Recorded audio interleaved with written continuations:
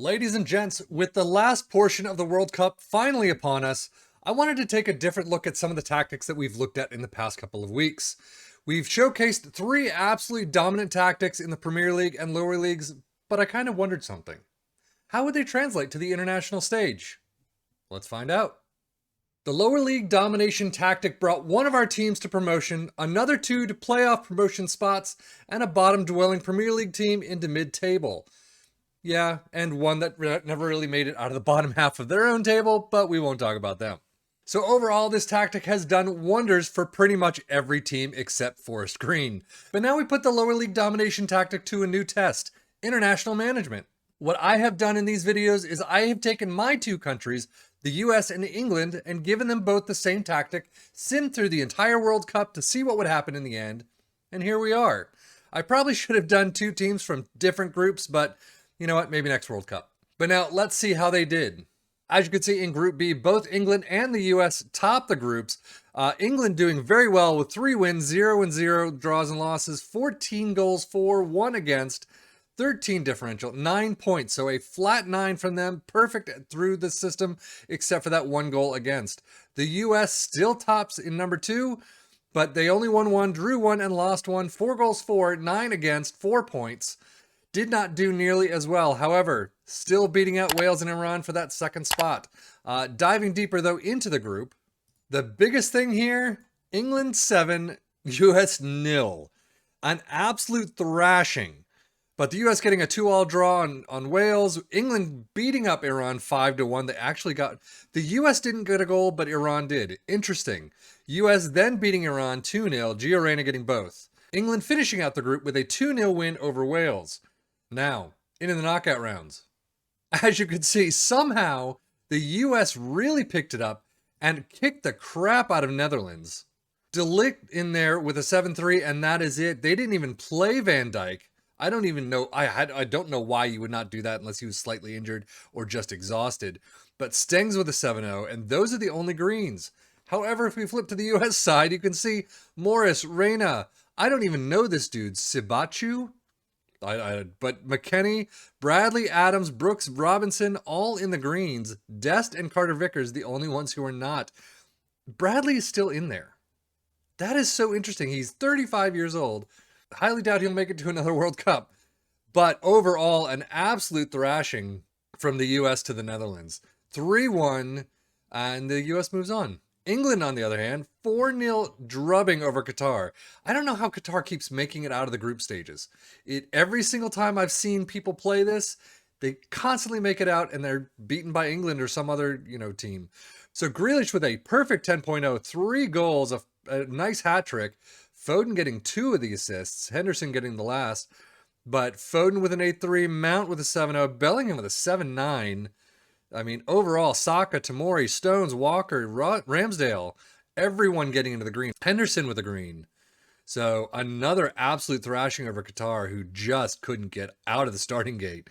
6-5 is the highest in the defense right there. 6-9 for their keeper. But still, that is an awful showing for Qatar, but a massive showing for England. So far, this tactic is doing absolute wonders.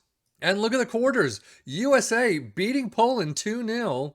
They've kept Lewandowski quiet completely in someone's back pocket. Zalewski with a 7-2. Anyone else off the bench? Nope. Really not doing all that well. But Morris with 2 goals with an 8.0. Pulisic with an 8.0. Bradley again. Scaly, Brooks, Zimmerman, Dest. Dest actually picking it up now. So overall, a fantastic job. But a lot more even this time around. But still, 59% possession to their 41%. USA absolutely cruising. England through extras in a 2-1 victory over France. So another fantastic result for this tactic. My boy Magnan is in there. Kunde and Kante in the back four. This is a very defensive tactic with 3 up top still. Giroud having a fantastic one as well. But England, Sterling up top with a goal. Shaw, Maguire. So Alexander to Abraham in the 108 to get the win. But all these greens, I mean, this tactic is doing international management for England and US very well. But now, semis. Somewhere they've got to meet up or something. There you go. USA losing out in extra time 2-1 to Belgium. England losing 1-0 to Spain. De Ketelaere in there. But Doku, De Bruyne, Fais, I don't know him, Denayer and Carrasco, all in the greens, doing very well. Some others, Lukaku and Vanaken. I'm butchering these names. I definitely apologize. A lot of injuries too, though. So, I mean, it is the later stages. Only Aronson, Acosta, and Morris in the greens. Yeah, they kept us pretty quiet this time around. I will say, you have 2 6-9s on the corners, and then McKennie and Adams as the DMs in the 6-7, 6-8. Not too bad. Ooh, Richards gets a 6-9. So overall, our defense didn't really lose too much. It just maybe 1 or 2 glimpses of brilliance from Belgium, and there you go. But again, 56% possession to their 44, 13 shots, both 6 on target to their 5. So overall, even though both the US and England lose out, this tactic has done a lot of great things, getting both the US and England to the semis. Unfortunately, not able to get through. However, as I always say, if you're in charge of these clubs, you probably can do a much better job. So I can definitely see many of you getting through to the finals and then winning. But Spain, Asensio with a 7-6. Nice. Torres with a 7-1. Ramos, Azpilicueta, and Simon all in the greens. Nobody off the bench in the green, though. And for England, Saka and Walker, the only ones in the green. Unfortunately, Chilwell with a 6-3, Rice with a 6-1, Maguire with a 6-6. Hendo and Ward-Prowse, 6-8 and 6-5, Mount with a 6-5. Overall, England were definitely kept very quiet. 41% possession this time around to their 59. Spain, just the better team this day. And as we see, England do beat the US in the third place final. 2-1, Morris getting the green, McKennie getting the green and the assist, Morris with the goal. But that's about it. Most of the defense here kept very quiet. Cannon with a 6-3, Robinson with a 6-9. England, on the other hand, Foden, Bellingham, Ward-Prowse, Shaw, Alexander-Arnold. Alexander-Arnold, good to see him getting some game time, I have to say. And then Sterling with a 7-3. So Foden with a goal, Ward-Prowse with a goal, Bellingham and Shaw with the assists. Kudos to England. Sorry to see the US bow out, but 4th place in the World Cup when you're really not that strong of a team yet, a very young squad. It's amazing to see. So, but as you can see, US still beating out in possession, 51-49. 7 shots, though, to England's 14. England's shooting boots were definitely on. The US just weren't able to cut it. And since we're already this far, the final is Belgium 2-1 over Spain in extra time. Not a bad result whatsoever. Just taking a quick look, you can see their 4-3-3. This is their, what would you say, 3-4-2-1 maybe? I don't know, or 5-2-2-1. I don't know.